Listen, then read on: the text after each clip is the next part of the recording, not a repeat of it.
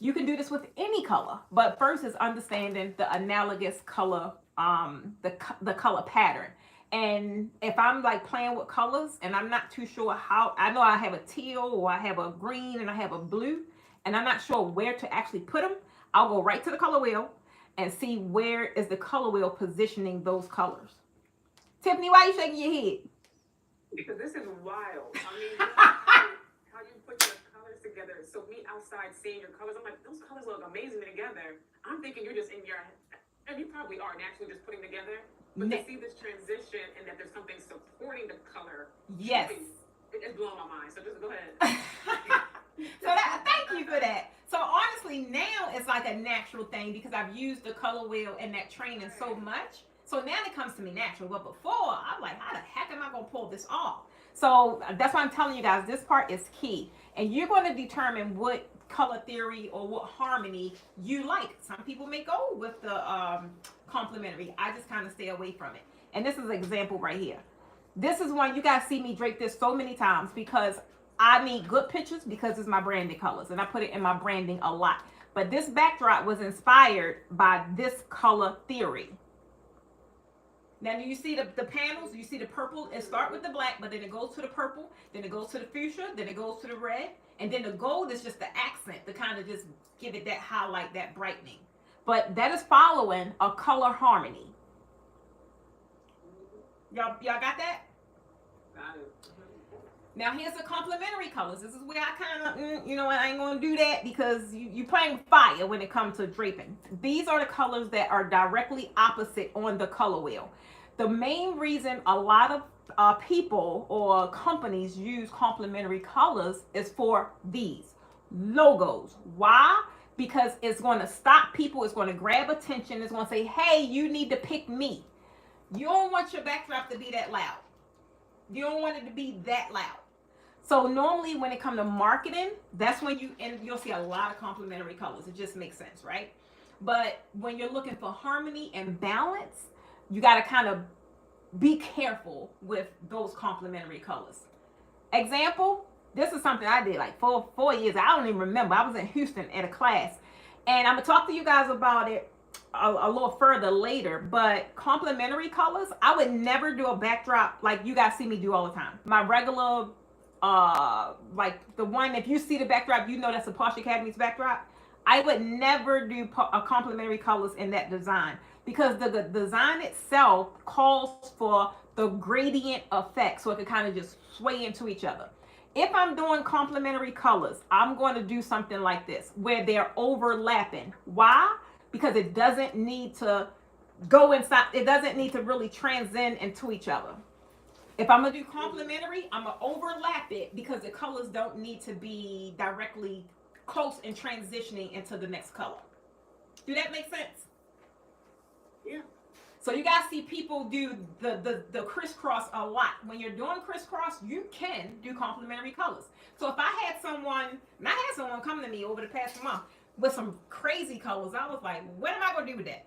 But if I know it's some colors and I cannot create my signature design, I'm going to go with crisscross because you can get away with it. As soon as I see the colors, and if I know that's not something I can create with an analogous effect, I'm going to go with complementary because then it'll work. Y'all got it? Okay. So what made you pick those colors instead of going across with the yellow? I mean, what made you pick those colors for that backdrop? So this one, honestly, this was just in class. And one of the students asked me about this design. And this is not a design I was doing. And I just did it really quick to show them how to do the crisscross. But I needed to get colors that was left, right? I needed to get colors that was left from what we were doing. So I just grabbed it and did the crisscross real quick. And any other time I'm doing a crisscross, like anytime you see me do a crisscross, 9 times out of 10, those colors are complementary. And that's the only reason why I'm really doing it. Because I can't get them to be cohesive and balanced in my signature design. Okay. Got that? Yep. Monochromatic is one of my favorites. I like monochromatic because it's luxury. It gives you that, oh my God, it just does something. Monochromatic is just taking one color and having so many different shades in that design. But the key to it, look at the transition. You're still using the gradient effect. You're not going to be it still could be monochromatic. Like say if you do a crisscross and you do navy blue and royal blue and sky blue and it's all going crazy, you still can do it that way. But if you're doing like the signature swags, you want it to be a gradient. You want to start with your deepest color and transition down, or you want to start with your lightest color and transition up.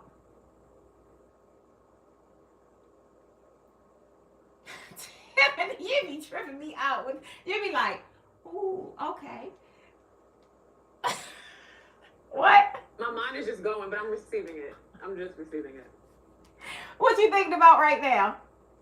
Well, when you were talking about color, I get the whole concept of gradients and stuff like that. I guess in my mind, I was thinking, so would you start the gradient from the inside out? Like, how do you know where to start the gradient? Wait a minute, Tiffany, was you on my last? You was on my last training, right?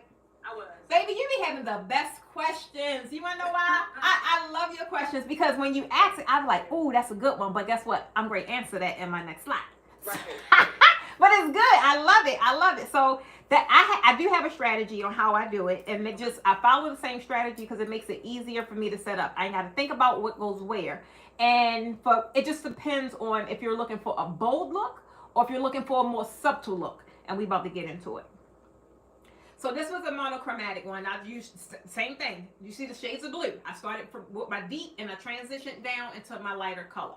And then I left my base because since the outside of my swags is a lighter color, my base is a darker color because you want if you're doing swags, you want the swags to stand out.